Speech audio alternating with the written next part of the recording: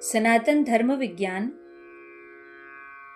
अध्याय 1 पृष्ठ संख्या 15 से धारण संप्रेषण। अभी तक हमने एक ही चैतन्य स्वरूप की विविध रूपों में अभिव्यक्ति के क्रम को देखा है, पर इस सृष्टि से स्वरूप तक की अनुभूति के क्रम को तो मात्र स्पर्श ही किया है। ऋषियों को ये अनुभव कैसे हुए थे? उन्होंने इन्हीं प्राकृत नियमों का सदुपयोग करते हुए देश काल पात्रता के अनुरूप इन अनुभवों को अपने शिष्यों में कैसे संचरित संप्रेषित किया था, यह जानना तो अभी शेष ही है। श्रुति का स्वरूप। हमें श्रुति की साक्षात अभिव्यक्ति व अनुभूति को शुद्ध वैज्ञानिक दृष्टि से ही समझना चाहिए, पर स्वाध्याय व धारणा के अभाव में हम वैदिक संज्ञाओं के वैज्ञानिक स्वरूप को नहीं जान पाते। अतः ऐसी मनस्थिति में जब कभी हम कपोल कल्पना की ऊंची उड़ान भरते हैं ना, तो ऐसा लगता है कि प्राचीन काल में या तो लिपि नहीं होगी, या लिखने के लिए कागज नहीं होंगे, या दोनों ही नहीं होंगे। अतः उस समय के गुरु शिष्यों को बोल बोल कर पढ़ाते थे और शिष्य उन्हें सुन सुनकर अपनी स्मृति में सुरक्षित कर लेते थे। इस प्रकार यह सुनने की गुरु परंपरा बन गई, अतः वेदों को श्रुति कहते हैं। पर भाई, श्रुति और स्मृति में तो बहुत अंतर है। यह तो हम जानते ही हैं कि जो पहले भूतकाल में सुना था वही अब वर्तमान काल में स्मृति बन जाती है। पर श्रुति तो तब भी श्रुति ही थी और अब भी श्रुति ही है। श्रुति के आंतरिक नित्य वर्तमान स्वरूप के कारण ही इसे श्रुति जैसी सार्थक संज्ञा मिली है। अतः श्रुति तो श्रुति अनुभूति ही बनी रहती है, पर कभी भी स्मृति नहीं बनती। हाँ, इतना तो अवश्य है कि जो सुनी जाती है वह श्रुति कहलाती है। सुनना तो वर्तमान काल में ही होता है ना, अतः श्रुति का काल से अप्रभावित मूल स्वरूप तो नित्य वर्तमान ही रहता है। इसे तो कभी भी प्रत्यक्षतः सुना देखा जा सकता है। इसी कारण यह श्रुति तो साक्षात अनुभूति ही है। यद्यपि श्रुति के पूर्ण अर्थ को लौकिक भाषा में व्यक्त करना असंभव है, तब भी बहुत विचार विमर्श करने के पश्चात हमारे आचार्यों ने वेदार्थ की हमारी प्रारंभिक धारणा के लिए वेदों के आधि भौतिक आधि दैविक आध्यात्मिक दृष्टि से अर्थ किए हैं। पर इस सत्प्रयास से भी वेदार्थ की ओर बहुत थोड़ा सा संकेत ही हुआ है। वेद विज्ञान तो केवल और केवल साक्षात अनुभूति ही है। यह सृष्टा सृष्टि रचना का केवल विवरण नहीं है, यह तो सृष्टा सृष्टि प्रक्रिया की एकात्म भाव पूर्वक साक्षात अनुभूति है। कालातीत तत्वानुभूति श्रुति से हम गतिशील काल भूत वर्तमान भविष्य में जीने वालों का परिचय व हमारी अनुभूति की पात्रता विकसित करने के लिए ही ऋषियों ने स्मृति ग्रंथों का निर्माण किया था। अतः श्रुति और स्मृति में बहुत अंतर है। प्रत्यक्षानुभूति की प्रक्रिया। देखो भाई, स्थूल के प्रभाव से पूर्णतया मुक्त तत्वानुभूति होने व उसे प्रकट करने की बात तो बहुत बड़ी है। अभी तो हमारे लिए इस स्थूल जगत की सामान्य प्रत्यक्षानुभूति को भी यथारूप जैसी है वैसी ही अभिव्यक्त करना संभव नहीं है। मान लें आप एक रमणीय उद्यान में गए, वहां एक बहुत सुंदर हरा भरा वृक्ष देखा। सभी दिशाओं में अपने अपने भाव से दाएं बाएं ऊपर नीचे मुड़ी हुई अनेक शाखा प्रशाखाओं में सहस्रों पुष्प खिले हुए थे। बोलकर कहने योग्य मुख भले ही आपके पास न हो, पर वह अपनी उपस्थिति मात्र से ही अपने विशिष्ट भावों को अभिव्यक्त करते हुए शोभायमान हो रहा था। जी भरकर देखने मात्र से यह सारा दृश्य अपनी भाव संवेदनाओं सहित हमारे अंतःकरण में अंकित हो जाएगा।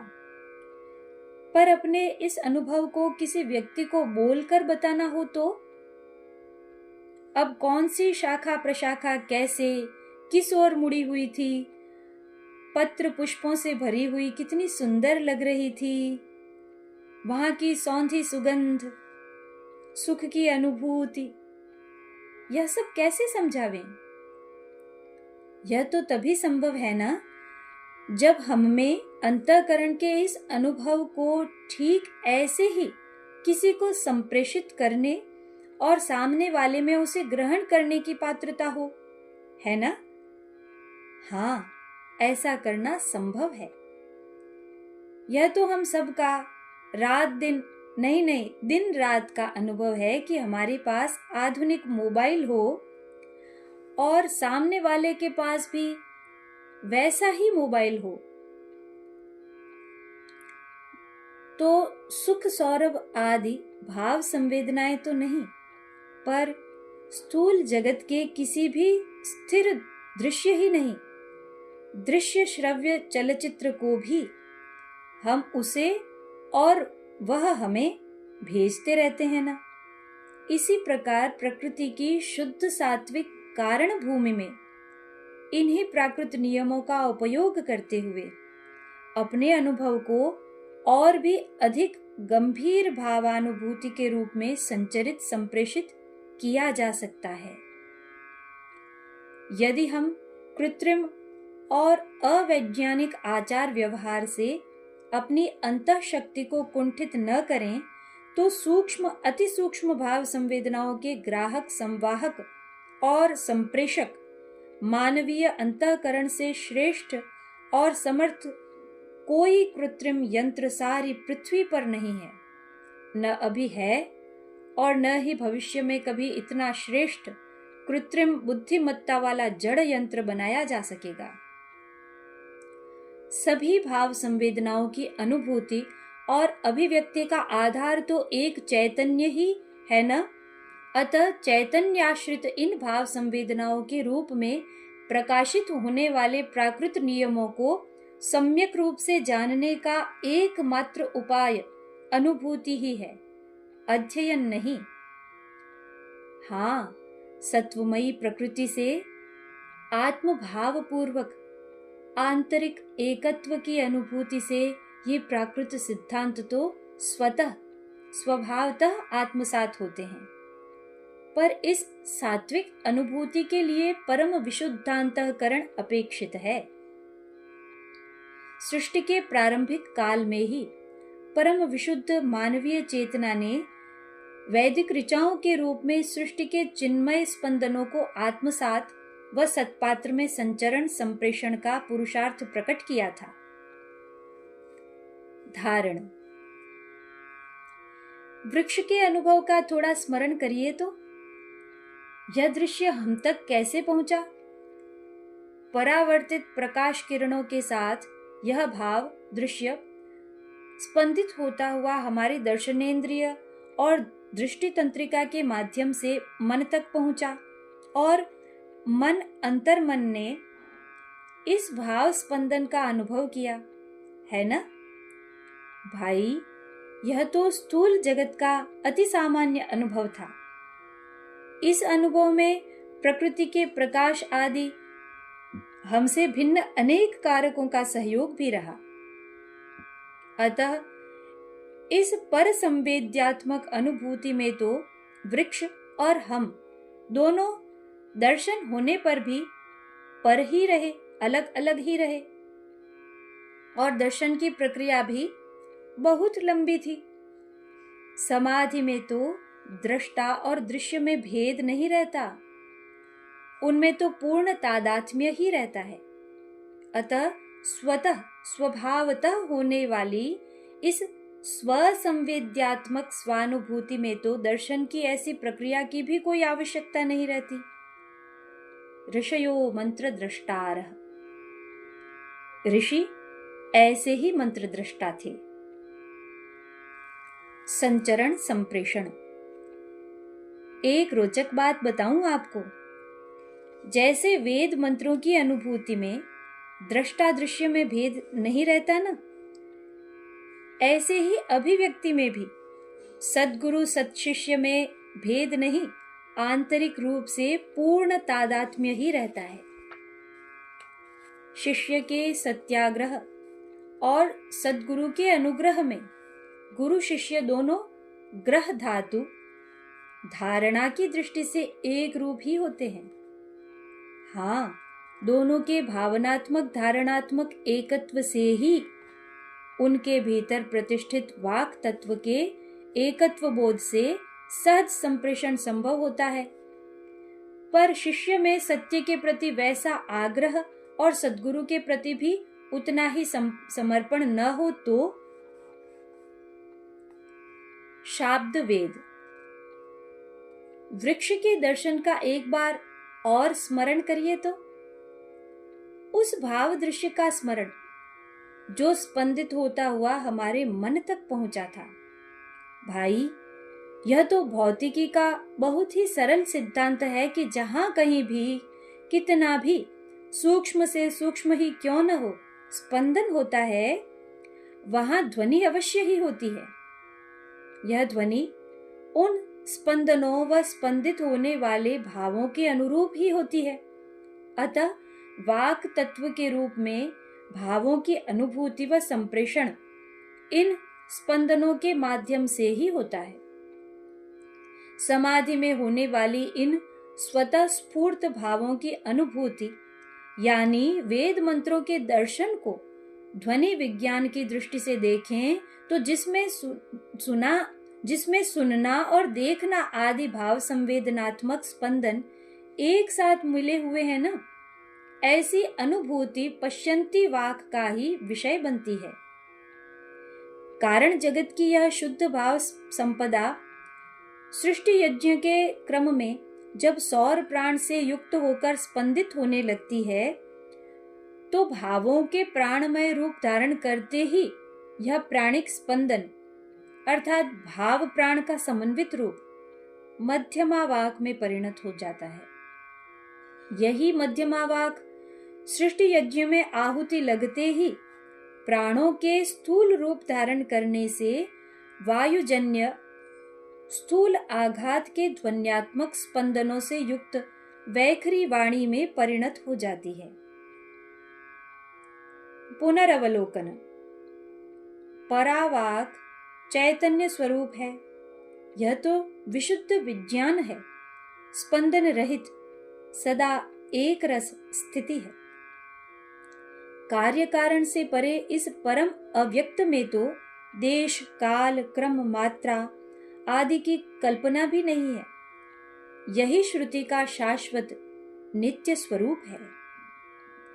सारी सृष्टि की उपादान कारण स्वरूपा पश्यंती वाक भी कार्य दृष्टि से तो भले ही मध्यमा वाक के रूप में प्रकट हो, पर कारण दृष्टि से तो अव्यक्त ही रहती है। अतः समाधि के अतिरिक्त इसकी अनुभूति का अन्य कोई उपाय नहीं है। इस कारण भूमि में तो देश काल क्रम मात्रा का भी मूर्तामूर्त रूप ही रहता है।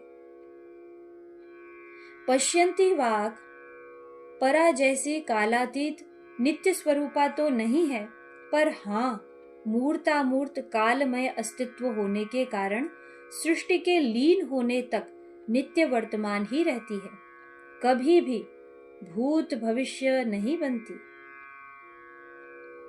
जैसे बीज में तना शाखाएं पत्र पुष्प फल आदि अव्यक्त रूप से समाये रहते हैं ना, वैसे ही सारी सृष्टि इस पश्यंती वाकमय वेद श्रुति में समाहित रहती है।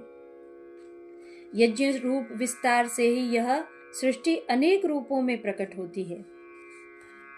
आहा, आचार्यों की तत्व प्रकाशिका शैली भी कितनी अद्भुत है। महाभारत युद्ध के पश्चात महाभागवत विदुर जी प्राज्ञ पुरुष उद्धव जी से मिलने पर यादवों के कुशल समाचार लेते हुए माँ देवकी जी के बारे में बहुत ही विलक्षण रीति से पूछ रहे हैं। या वै स्वगर्भेण दधार देवम् त्रयी यथा यज्ञवितानमर्थम्।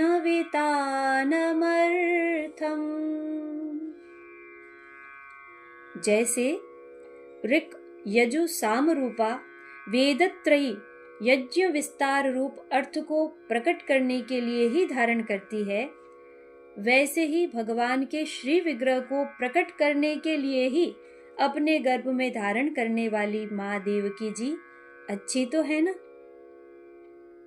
जैसे बीज सारे वृक्ष को प्रकट करने के लिए ही आत्मभाव से अपने में धारण करता है ना, वैसे ही वेद मंत्र भी आत्ममय सारी सृष्टि के यज्ञ रूप अर्थ को अपने में धारण करते हैं। इस प्रकार कारण जगत का पश्यंती रूप चैतन्याश्रित भाव स्पंदन ही सृष्टि यज्ञ के क्रम में देश काल क्रम मात्रा के अनुरूप रूपांतरित होता हुआ क्रमशः मध्यमा व स्थूल जगत की वैखरी वाणी में अभिव्यक्त हुआ है। अतः सृष्टा सृष्टि रचना का विज्ञान ही वेद मंत्र है। इस विशिष्टता के कारण ही स्थूल शब्दमय शाब्द वेद ध्वनि विज्ञान भाव विज्ञान भाषा विज्ञान का अनूठा संगम है। शब्द सेतु संस्कृत व्याकरण की यह अद्भुत विशेषता है कि इसके शब्द रूपों में कर्ता कर्म करण आदि सप्त कारकों के ने को से के लिए का में पे पर आदि सभी चिन्ह मिले हुए हैं। अतः किसी भी वाक्य में शब्दों के क्रम परिवर्तन से अर्थ में परिवर्तन नहीं होता। पर भाई वेद मंत्रों की आनुपूर्वी अर्थात शब्दों के क्रम में तो थोड़ा सा भी परिवर्तन नहीं किया जा सकता। केवल समास की दृष्टि से ही ऐसा नहीं कहा जा रहा, क्रमशः स्पंदित ध्वनि विज्ञान की दृष्टि से ही ऐसा कहा जा रहा है। बाह्य रूप से स्थूल वैखरी वाणी में रूपांतरित होने पर भी प्राण शक्ति रूपा मध्यमा नित्य वर्तमान पश्यंती वाक का चिन्मय भाव स्पंदन व चैतन्य स्वरूपा परावाक अब भी इस शब्द वेद के गर्भ बिल्ब में प्रतिष्ठित है। समाधि में वेदार्थों की जो अनुभूति होती है ना, उस अनुभूति के पश्यंती वाक रूपा चिन्मय भाव स्वरूप के अनुरूप ही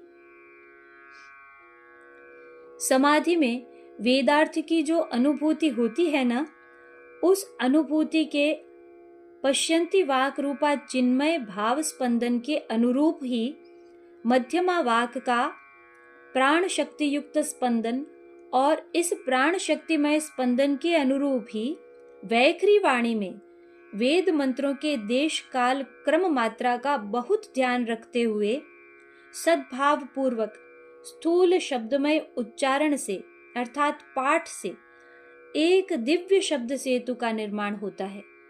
अतः इस शब्द सेतु से यहां से वहां तक पहुंचा जा सकता है। पर क्रम मात्रा आदि की नगण्य सी भूल होने पर भी हम सृष्टि के इस मौलिक चिन्मय स्पंदन को नहीं पा सकते।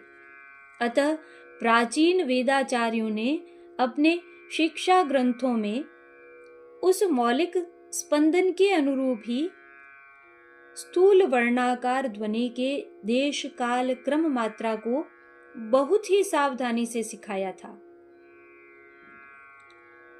अविनाभाव संबंध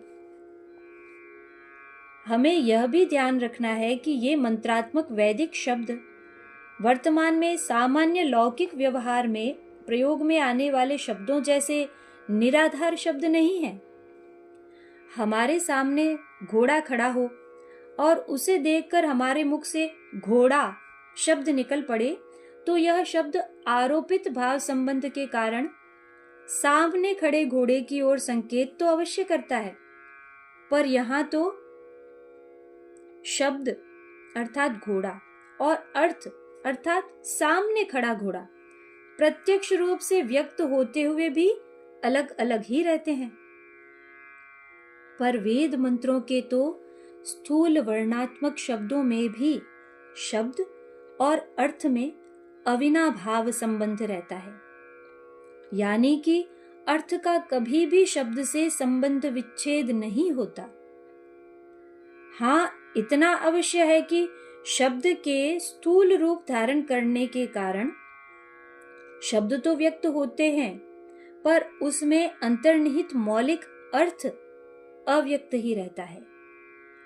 वेद मंत्रों के शब्द रूप में व्यक्त और अर्थ रूप में अव्यक्त रहने के कारण इस स्थिति में इनके अर्थ का प्रत्यक्ष दर्शन अनुभव संभव नहीं होता, पर शब्द के गर्भ में ही अर्थ छुपा होने के कारण बहुत सावधानी पूर्वक पठित उच्चरित इस शब्द सेतु से ही अर्थ में प्रवेश होता है, अर्थात अनुभव होता है। अतः शब्द ही यथार्थ ज्ञान अनुभूति के कारण होने से प्रमाण कहे जाते हैं। जब प्रत्यक्ष दर्शन संभव न हो, केवल स्वाध्याय पाठ करना और सुनना ही संभव हो और सुनते सुनते ही श्रुत्यर्थ प्रकट होता हो, इस दृष्टि से भी वेद मंत्रों की श्रुति संज्ञा सार्थक है। आहा, कितना अद्भुत है यह वेद विज्ञान, जिस मौलिक अर्थ को समाधि के बिना जानने का अन्य कोई उपाय ही नहीं है, जिस चिन्मय अनुभूति को पूर्ण रूप से भाषा में अभिव्यक्त किया ही नहीं जा सकता, इस शब्द सेतु से समाधि पूर्वक उस अर्थ का विज्ञान कितना सरल सुगम हो गया है। ज्ञान राशि शब्द के रूप में व्यक्त और अर्थ प्रत्यक्ष अनुभूति के रूप में अव्यक्त होते हुए भी शब्द में अर्थ अर्थात ज्ञान के प्रतिष्ठित होने के कारण इसके मूल में तो ज्ञान अर्थात चैतन्य ही है न। अतः हमारे प्राचीन आचार्य कहते थे कि वेद केवल शब्द राशि ही नहीं, ज्ञान राशि है। पुनरवलोकन भाई, अब तो हम और भी अधिक स्पष्टता से जान गए हैं कि सारी सृष्टि के मूल आधार चैतन्य स्वरूप परब्रह्म परमात्मा तत्व ही है। धृधारणे धातु से ही धर्म शब्द निष्पन्न होता है और परब्रह्म परमात्मा तत्व ने ही सारी सृष्टि को धारण कर रखा है। अतः ये नित्य सनातन स्वरूप ही परम धर्म है। चैतन्य स्वरूप परब्रह्म अपने आप स्वरूप के लिए ही नित्य प्रकाशित ही रहते हैं। चैतन्य स्वरूप परब्रह्म अपने आप स्वरूप के लिए नित्य प्रकाशित ही रहते हैं, कभी भी आवृत नहीं होते, केवल जागतिक प्रपंच के लिए ही आवृत अव्यक्त होते हैं। अतः आत्मानुभूति अभिव्यक्ति के इस एकात्म स्वरूप को ही परावाक कहते हैं। यह परावाक वेद विज्ञान का मूल स्वरूप है। विश्व विग्रह वैखरी वाणी में वेदों के प्रकट होने पर भी यह परावाक इन वेद मंत्रों में स्वरूपतः विद्यमान रहती है। अतः वेद सनातन धर्म और परब्रह्म तत्वतः एक ही है। परब्रह्म के रूप होने के कारण ही वेदों को भी शब्द ब्रह्म कहते हैं। परब्रह्म के रूप होने के कारण ही वेदों को भी शब्द ब्रह्म ही कहते हैं। साक्षी शब्द ब्रह्म और परब्रह्म में मौलिक भेद नहीं है, तत्वतः दोनों एक ही हैं और दोनों ही भगवान के नित्य स्वरूप हैं। राजा चित्रकेतु को उपदेश देते हुए इस सत्य तथ्य की साक्षी में भगवान स्वयं कहते हैं, शब्द ब्रह्म परम ब्रह्म ममोभे शाश्वती तनु। ऋषि भी भगवान की स्तुति करते हुए कहते हैं, ब्रह्म ते हृदयं शुक्लम तपः स्वाध्याय संयमैः यत्रोपलब्धं सद्व्यक्तमव्यक्तं च ततः परम्। वेद आपका विशुद्ध हृदय है, जिसमें तप, स्वाध्याय व संयम द्वारा व्यक्त अर्थात कार्य, अव्यक्त अर्थात कारण और इन दोनों से परे सत्स्वरूप परमात्मा की उपलब्धि होती है। ज्ञान कर्म प्रेरणा। हमने अभी अभी चर्चा की है कि परावाक चैतन्य स्वरूप है और यही श्रुति का शाश्वत स्वरूप है। श्रुति की इस परा से वैखरी वाक तक की विज्ञानमयी अंतर यात्रा के क्रम में इसका चैतन्य स्वरूप तो वैसा का वैसा ही बना रहा। साथ ही इस शब्द सेतु में स्वरूप सिद्धि के लिए ज्ञान कर्म की प्रेरणा व यज्ञ रूप प्रक्रिया भी समाहित हो गई है। भगवत स्वरूप को हृदय में धारण करके ही ब्रह्मा जी सृष्टि रचना में प्रवृत्त हुए थे न। अतः इस ज्ञान कर्म प्रेरणा व यज्ञ रूप प्रक्रिया का बीज तो ब्रह्मा जी द्वारा सृष्टि रचना के संकल्प के साथ कारण भूमि में ही बो दिया गया था। हाँ, अव्यक्त स्वरूप भगवान के सर्ग सृष्टि रचना, अव्यक्त स्वरूप भगवान के सर्ग के सत्संकल्प से ही व्यक्ताव्यक्त रूप स्वयंभू ब्रह्मा जी प्रकट हुए थे। अतः सर्व वेदमय अर्थात सृष्टा सृष्टि रचना के विज्ञानमय ब्रह्मा जी के द्वारा भगवान के आदेशानुसार सृष्टि विस्तार के पुनः संकल्प से ही वेदों के मौलिक स्वरूप से ज्ञान कर्म प्रेरणा व यज्ञ रूप प्रक्रिया सहित वैखरी वांग्मय अर्थात शब्द रूप वेद मंत्रों व वेद विज्ञानमयी विसर्ग सृष्टि का विस्तार हुआ है। इसीलिए श्रीमद् भागवत में सृष्टि के प्रारंभिक काल के इस प्रसंग में ब्रह्मा जी को अनेक बार वेदमय विधाता, सर्व वेदमय ब्रह्मा जी, वेदगर्भ ब्रह्मा जी आदि सार्थक व सम्मानपूर्ण शब्दों से संबोधित किया गया है। आप इसकी छोटी सी झलक देखिए तो। सृष्टि रचना की इच्छा से तप में निरत ब्रह्मा जी को भगवान ने दर्शन देकर संबोधित किया। त्वयाहं तोषितः सम्यग् वेदगर्भस्य सृक्षया।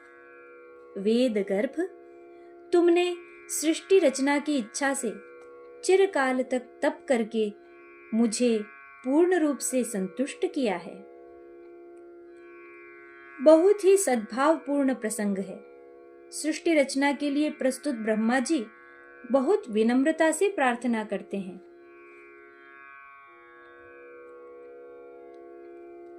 नाभि हृदादिह सतोऽम्भसि यस्य पुंसो विज्ञानशक्तिरहमासमनन्तशक्तेः रूपं विचित्रमिदमस्य विवृण्वतो मे मारीरिशिष्ट निगमस्य गिरां विसर्गः।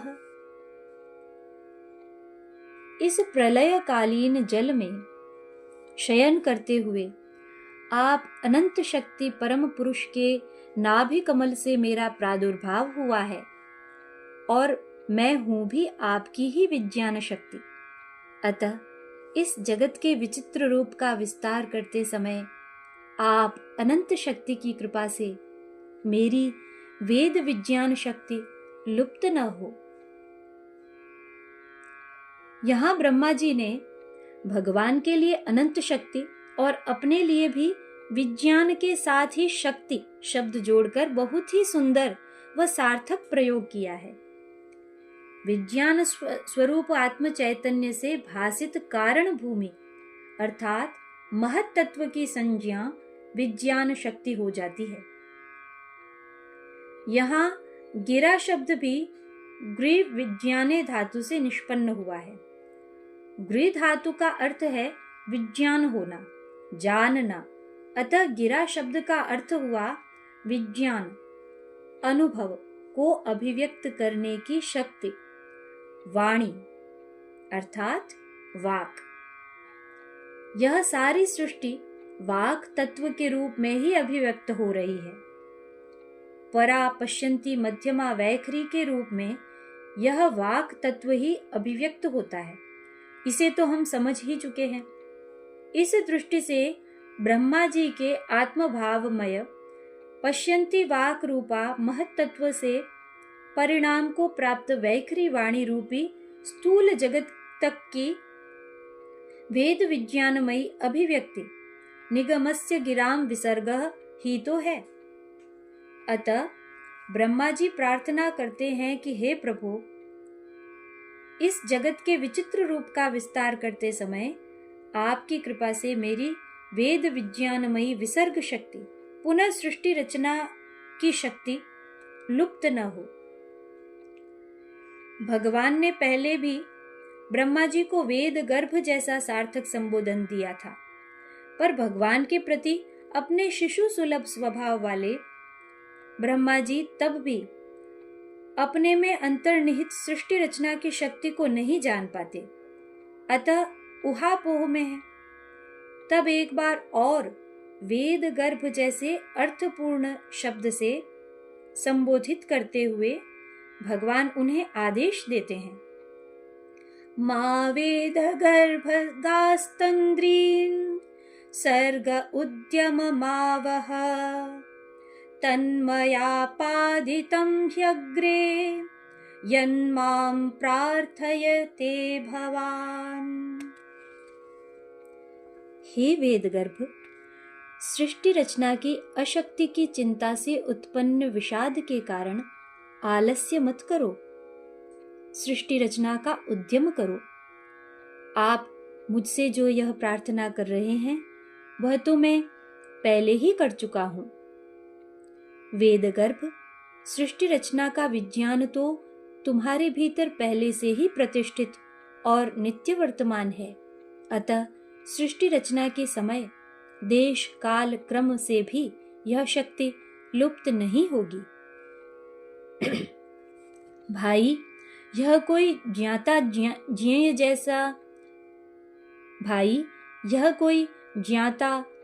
के भेद जैसा ज्ञान तो है नहीं।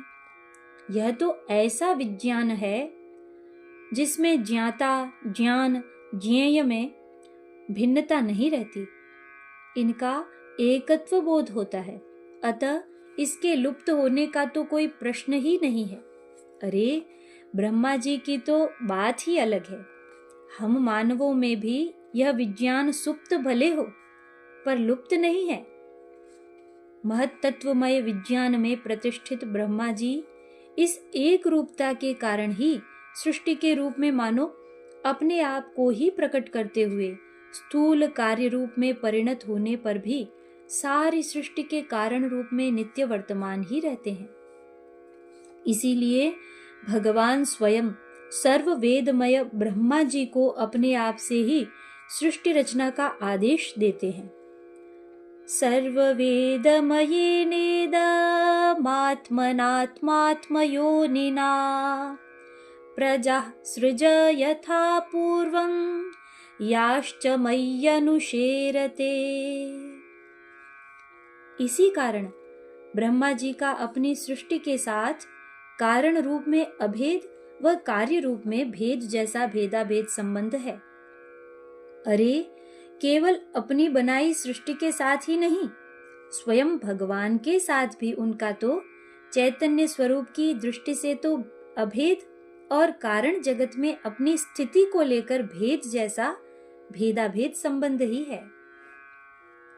यह एक रोचक तथ्य है कि हमें अपने ही आत्म परमात्मा स्वरूप से जैसी और जितनी न्यूनाधिक भिन्नता का बोध होता है ना, ठीक उतना ही हमें सृष्टि से भी अपने से भेद व भिन्नता का अनुभव होता है।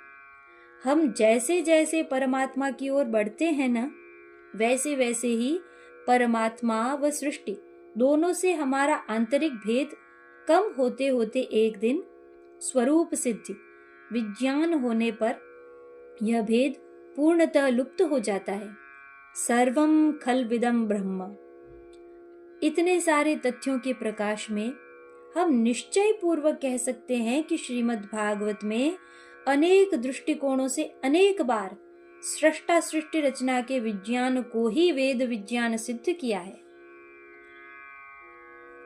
तत्वानुभूति भाई, जिसे हम भूति सृष्टि क्रम की दृष्टि से सृष्टि का विज्ञान कहते हैं ना, उसे ही संहार क्रम की दृष्टि से इन्हीं की तत्वमयी अनुभूति का विज्ञान कहते हैं। अतः तत्वानुभूति भी वेद विज्ञान से ही संभव है। यह तो स्वतः सिद्ध है ना। इसीलिए संसार में माया के कारण भ्रमित मानवों की दुर्दशा का वर्णन करके श्री मार्कंडेय ऋषि भगवान की स्तुति करते हुए कहते हैं कि सारे जगत के गुरु तो आप ही हैं।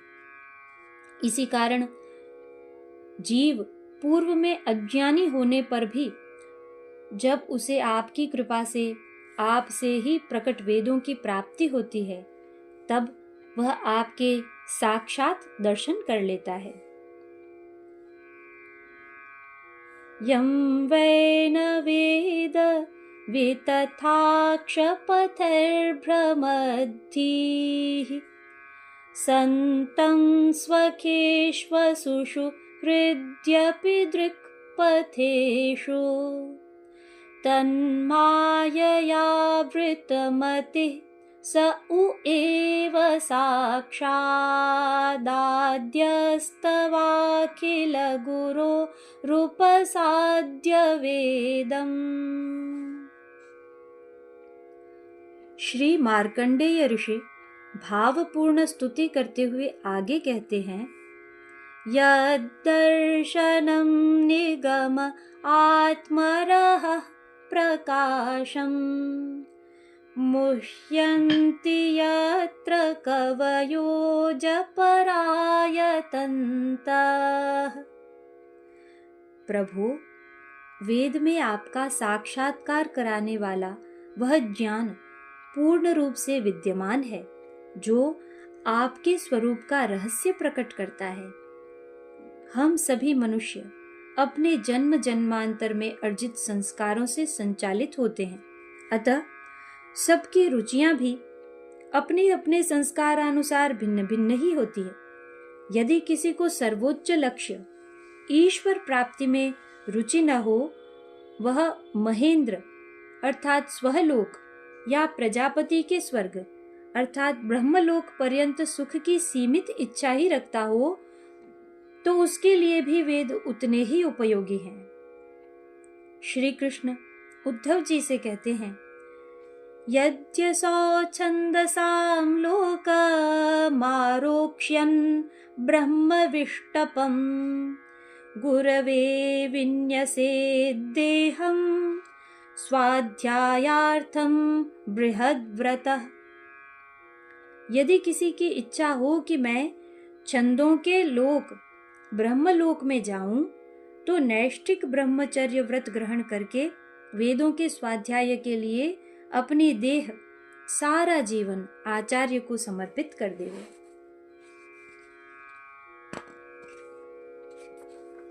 यदि भगवत प्राप्ति और ब्रह्मलोक पर्यंत स्वर्गीय सुख की इच्छा भी न हो, केवल पृथ्वी पर उपलब्ध सुख ही पाने की इच्छा हो, तब भी वेदानुशासन उतना ही उपयोगी है। देखो भाई, जिसने हम सबको धारण किया है वह तो परम धर्म है ही, साथ ही सारी सृष्टि से प्रकट होने वाली जिस ज्ञान कर्ममयी प्रेरणा और यज्ञ रूप प्रक्रिया को हम धारण करते हैं ना, वह भी हमारे लिए स्वधर्म है। हम स्वधर्म के पालन से लौकिक या ब्रह्मलोक आदि पारलौकिक सुख ही नहीं, मानव जीवन का सर्वोच्च लक्ष्य भगवत दर्शन आदि जो इच्छा हो वह सब पा सकते हैं। सार सर्वस्व।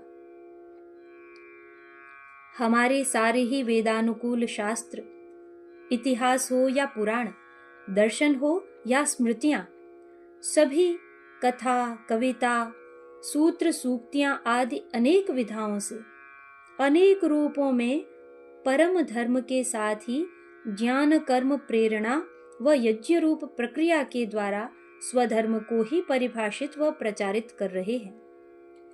सभी शास्त्रों का मुकुटमणि श्रीमद् भागवत इन सब में अन्यतम है।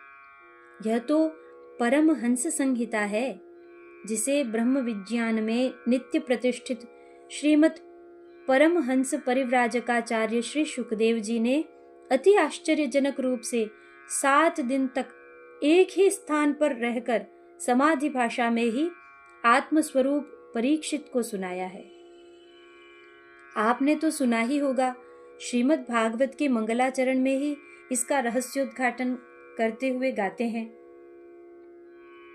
निगम कल्पतरोर्गलितं फलम् शुकमुखादमृतद्रवसंयुतम् पिबत भागवतं रसमालयम् मुहुरहो रसिका भुवि भावुकाः, मुहुरहो रसिका भुवि भावुकाः। हे रसिक भक्तों, वेद कल्पतरु का अमृत रस से परिपूर्ण सुपरिपक्व फल श्रीमद् भागवत श्री सुखदेव जी महाराज के श्रीमुख से पृथ्वी पर प्रकट हुआ है। इस रस स्वरूप श्रीमद् भागवत का बार बार पान करते रहो। हम सब यह तो जानते ही हैं कि हमारे मन में सृष्टि की जिस किसी भी वस्तु को पाने की कामना हो, कल्पतरु उन सब को पूर्ण करता है। यह निगम वेद कल्पतरु भी सृष्टि के लौकिक पारलौकिक फलों को देने वाला तो है ही, पर इसका सुपरिपक्व फल तो स्वयं भगवान का वांग्मय स्वरूप भागवतामृत ही है। वेद स्वयं उद्घोषणा करते हैं, रसो वै सः, वह रस स्वरूप है। रस ही रस है, रस के अतिरिक्त कुछ है ही नहीं।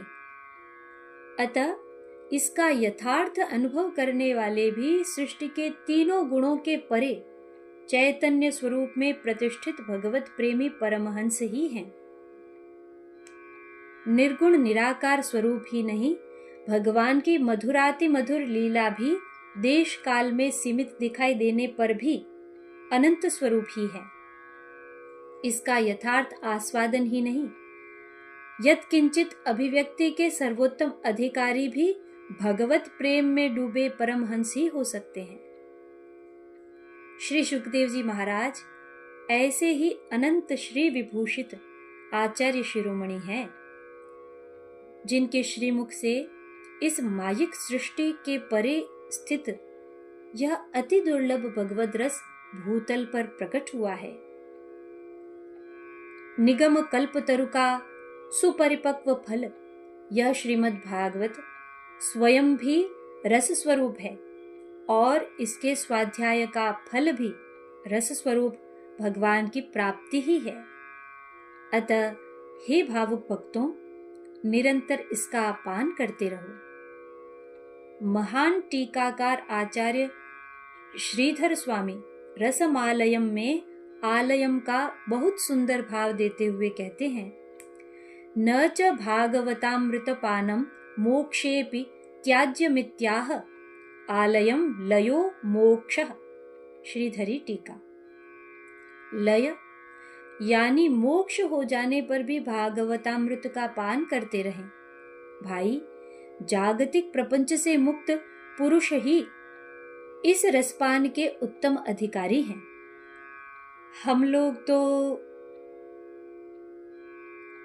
इस प्रकार श्रीमद् भागवत महापुराण में वेदों की बहुत महिमा गाई गई है और इसे भी वेदों के समान ही सिद्ध किया गया है। श्री सूत जी, श्री शौनक जी आदि ऋषियों से कहते हैं, इदं भागवतं नाम पुराणं ब्रह्म संहितं उत्तम श्लोक चरितं चकार भगवान ऋषि। भगवान वेद व्यास जी ने उत्तम श्लोक भगवान के चरित्र से परिपूर्ण वेदों के समान भागवत नाम का पुराण रचा है। सर्ववेदेतिहासानां सारं सारं समुद्धृतं स तु संश्रावयामास महाराजं परीक्षितम्। इसमें सारे वेद और अनेक कल्पों के इतिहासों के सार का संग्रह किया गया है। इसे श्री सुखदेव जी महाराज ने राजा परीक्षित को बहुत अच्छी प्रकार सुनाया है। केवल ऐतिहासिक कथाएं ही नहीं, इस श्रीमद् भागवत में तो वेदों के ज्ञान विज्ञान का सार भरा हुआ है। इस ओर संकेत करते हुए श्री सुखदेव जी महाराज राजा परीक्षित से कहते हैं, भव भयमपहंतुम ज्ञान विज्ञान सारम निगम कृदुपजह्रे भृंगवद वेदसारम अमृतमुदधितश्चापाययद् भृत्यवर्गान् पुरुषमृषभमाद्यं कृष्णसंज्ञं नतोऽस्मि। जैसे भौरा पुष्पों से उनके सार पराग का संग्रह कर लेता है, वैसे ही वेदों के प्रकाशक भगवान श्री कृष्ण ने स्वयं अपने सेवकों को संसार भय से मुक्त करने के लिए वेदों के ज्ञान विज्ञान का सार निकाला है। केवल एक स्थान पर संक्षिप्त रूप में ही नहीं, यह वेदों के ज्ञान विज्ञान का सार तो श्रीमद् भागवत के प्रारंभ से पूर्णता तक सभी स्कंधों में भरा हुआ है। इस ओर सार गर्भित संकेत करते हुए श्री सूत जी महाराज श्री शौनक जी से प्रथम स्कंध के विषय में कहते हैं, अत्र ब्रह्म परम गुह्यं जगतः प्रभवाप्ययं ज्ञानं च तदुपाख्यानं प्रोक्तं विज्ञान संयुतम्। इस महापुराण में परम गोपनीय ब्रह्म तत्व का वर्णन हुआ है। इस ब्रह्म में ही जगत की उत्पत्ति, स्थिति और प्रलय की प्रतीति होती है। उसमें उसी परम तत्व की प्राप्ति के साधनों के ज्ञान से युक्त अनुभवात्मक विज्ञान समाहित हैं। ये ऐतिहासिक कथाएं भी केवल इतिहास सुनाने अथवा मनोरंजन की दृष्टि से नहीं कही गई हैं। इन कथाओं से भी विज्ञान व वैराग्य की जागृति होती है, इसीलिए कही गई हैं। इस ओर सार्थक संकेत करते हुए श्री सुखदेव जी महाराज राजा परीक्षित से कहते हैं, कथा इमास्ते कथिता महीयसाम् विताय लोकेषु यशः परेयुषाम् विज्ञान वैराग्य विवक्षया विभो वचो विभूतिर्न तु पारमार्थ्यम्।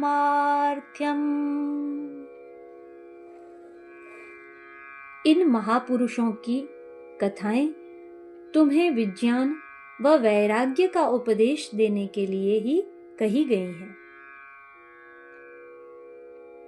हमारे सारे ही शास्त्र शुद्ध वैज्ञानिक दृष्टि से ही रचे गए हैं।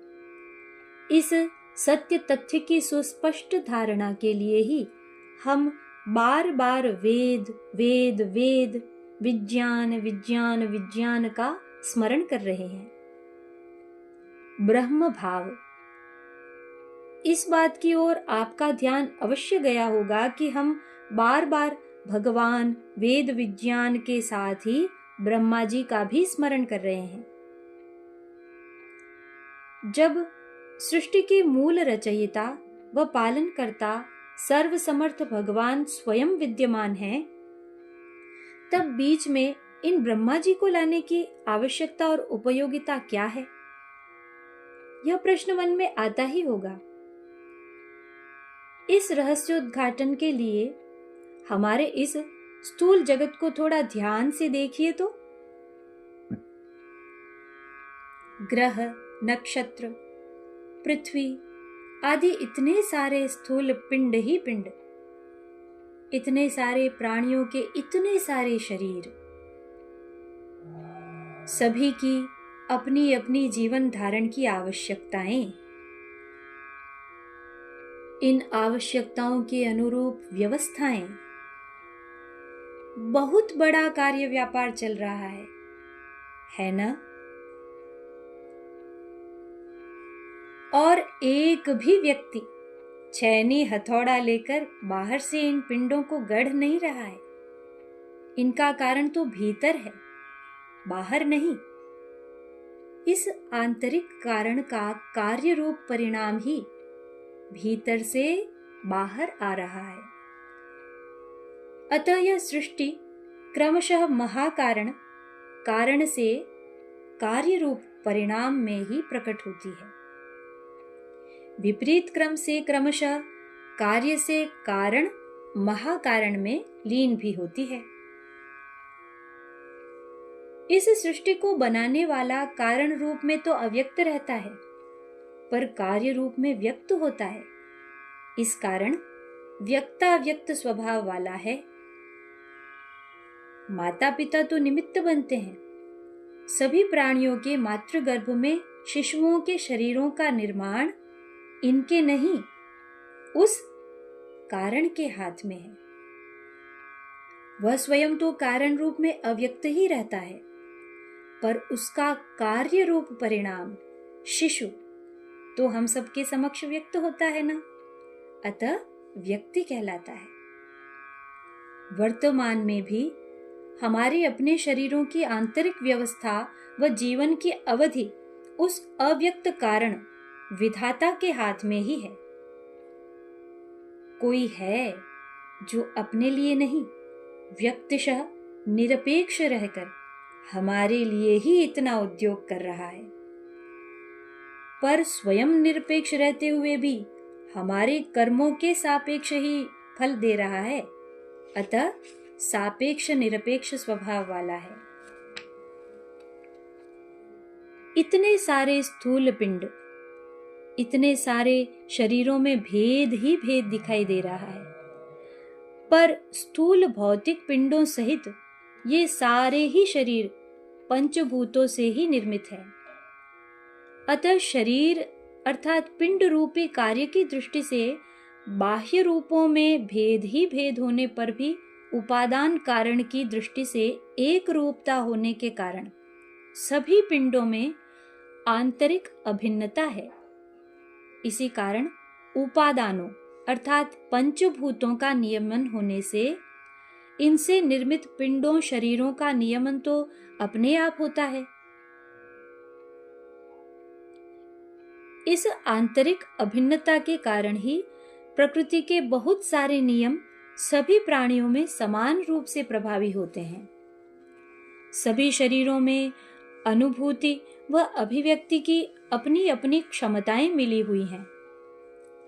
हाँ, इतना अवश्य है कि सभी प्राणियों के अपने अपने कर्मों के सापेक्ष ही इन क्षमताओं में न्यूनाधिकता प्रकट होती है। भाई, अनंत आकाश तो सबको समान रूप से अवकाश प्रदान करता है, पर सभी अपने अपने आकारों के अनुरूप ही अपने भीतर के अवकाश का अनुभव कर पाते हैं ना। अतः यह आकारों के अपने भाव का दोष है, आकाश का नहीं। बाह्य करणों के साथ ही सभी के अंतःकरण में भी भाव संवेदनाओं की अनुभूति की व्यवस्था है, और यह व्यवस्था भी उस निरपेक्ष कारण के हाथ में ही है। व्यवस्था उस निरपेक्ष के हाथ में है, पर इसकी लाभ हानि हमारे कर्मों के सापेक्ष हमारे लिए ही है।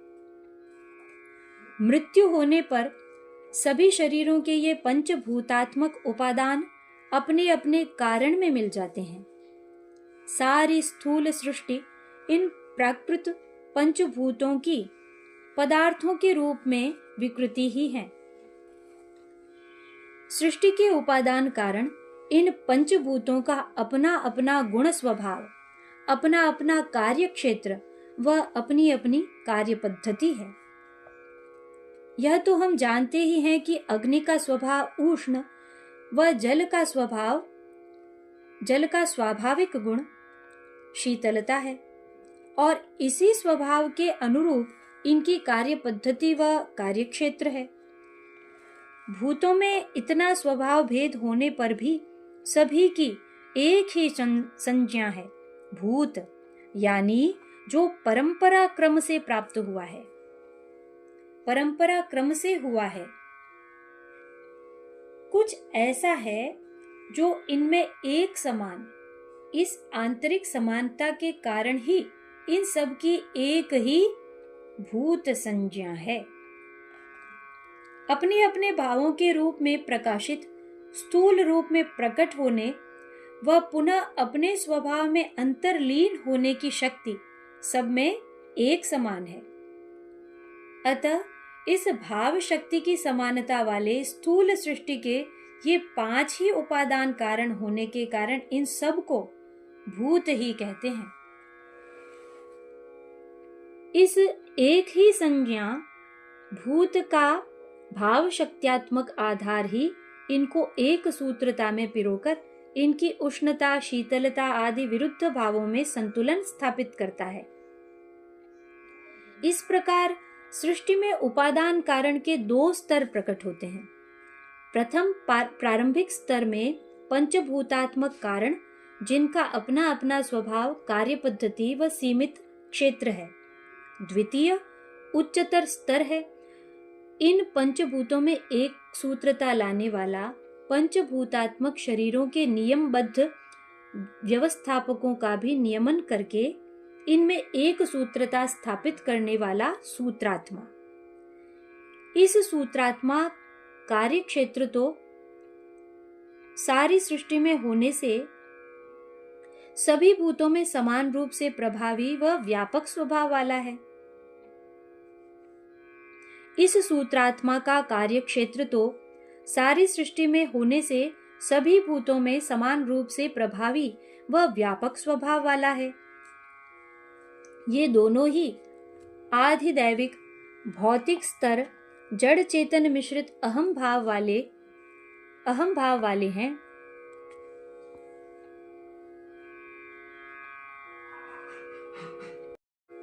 ये दोनों ही आधिदैविक भौतिक स्तर जड़ चेतना मिश्रित अहम भाव वाले हैं। हमारे जन्म कर्म तो इन पर निर्भर हैं, पर हमारी अपेक्षा ये स्वतंत्र आत्मनिर्भर हैं।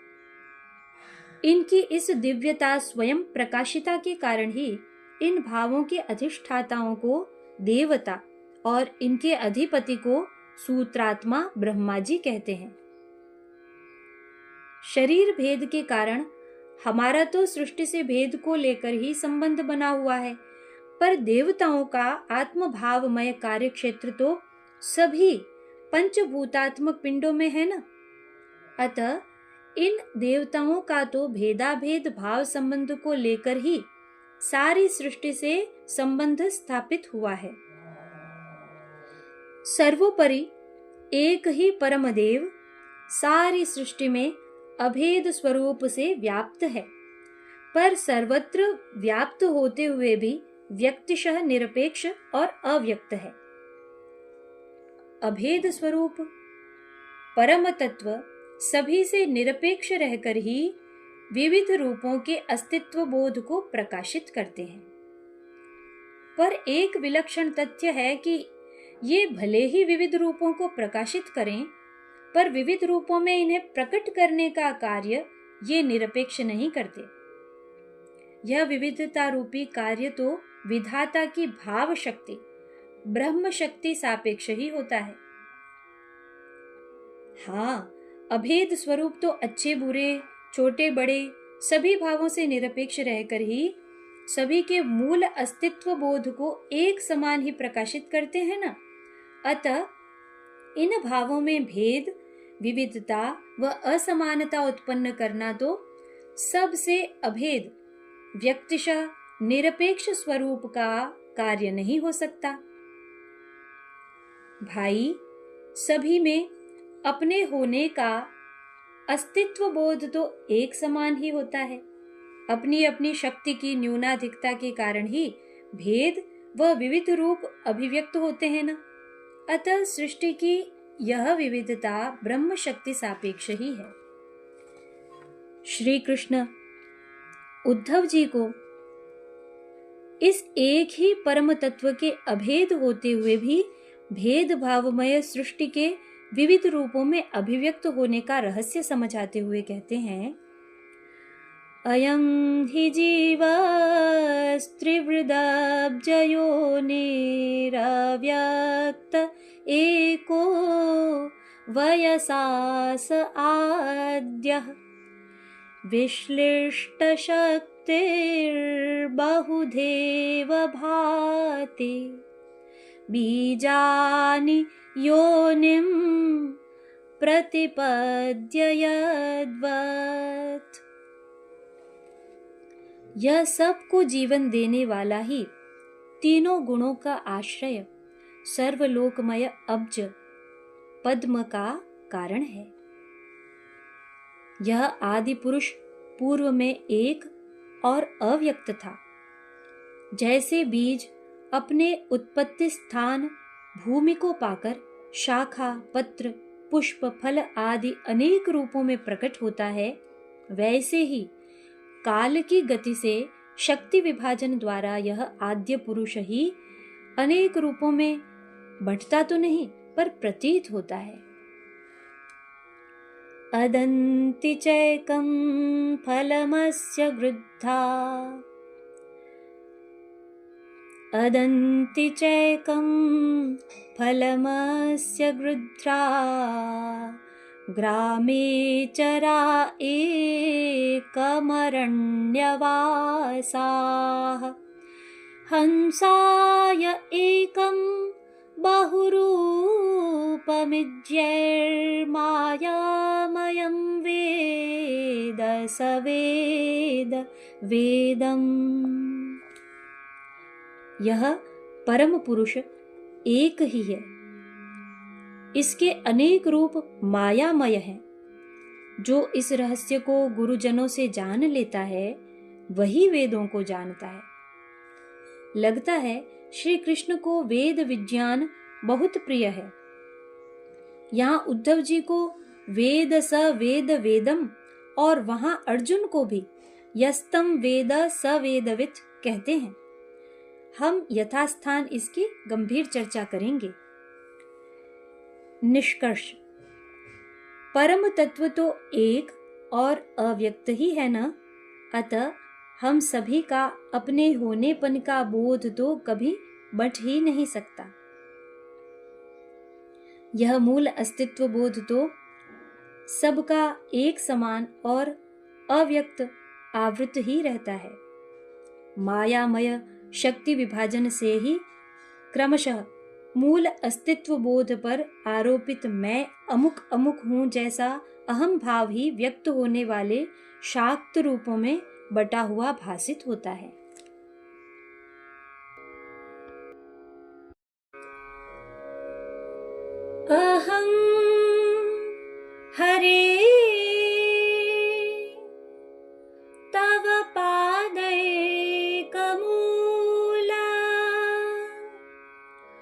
दासानुदासो भवितास्मि भूयः मनः स्मरेतासु पतेर्गुणांस्ते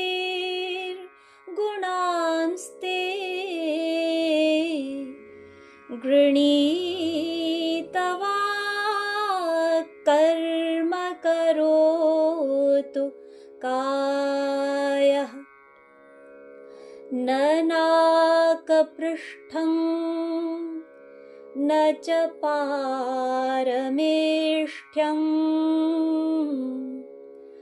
न सार्वभौमं न रसाधिपत्यम्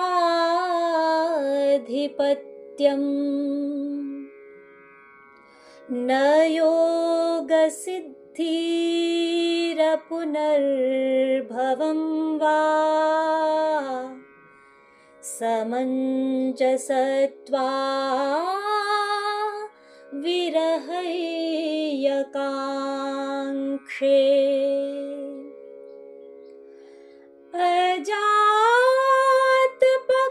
अजातपक्षायव मातरं खगाः स्तन्यन्यथा वत्सतराः क्षुधार्ताः प्रियं प्रियेव व्युषितं विषण्णा मनोरविन्दाक्षदिदृक्षते त्वाम् ममोत्तमश्लोकजनेषु सख्यं संसारचक्रे भ्रमतः स्वकर्मभिः त्वन्माययात्मात्मजदारगेहेष्वासक्त चित्तस्य न नाथ भूयात् आसक्तचित्तस्य न नाथ भूयात् आसक्तचित्तस्य न नाथ भूयात्।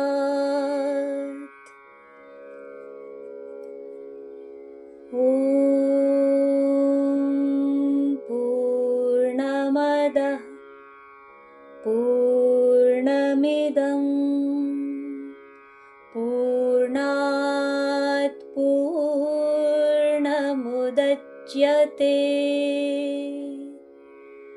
पूर्णस्य पूर्णमादाय पूर्णमेवावशिष्यते।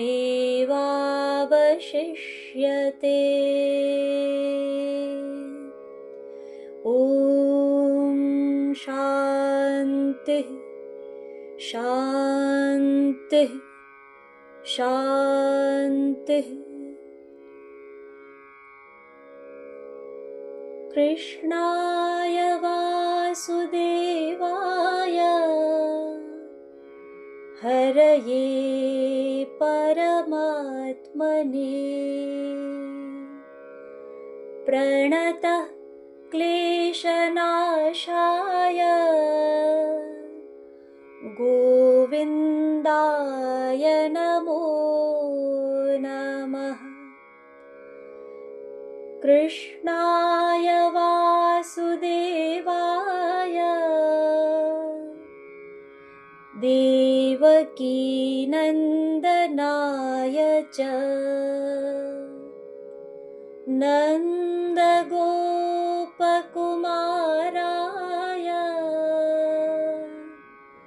गोविन्दाय नमो नमः।